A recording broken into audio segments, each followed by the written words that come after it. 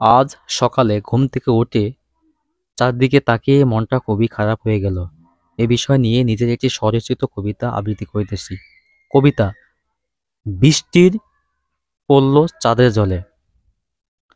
সকালে ঘুম ভাঙল হঠাৎ হু হু শব্দে। বৃষ্টির ধারায় ভেসে গেছে শহর পল্লী সব রোটে।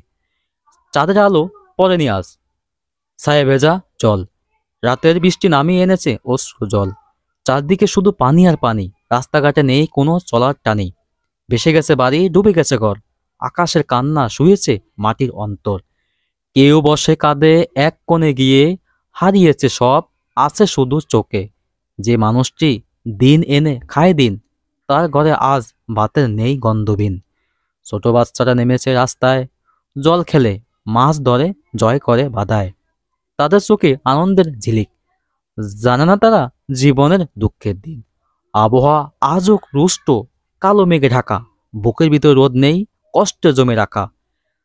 যাদের ঘর গেছে, চোখে শুধু প্রশ্ন, কোথায় যাবে তারা, কোথায় পাবে আশ্রয় সৃষ্ট। বন্যার পানিতে হারালেন কতজন, কারো স্বপ্ন, কারো জমি, কারো জীবন। প্রকৃতি যখন রুদ্ররূপে রাগে, তখন মানুষ বোঝে কতটা ছোট সে থাকে।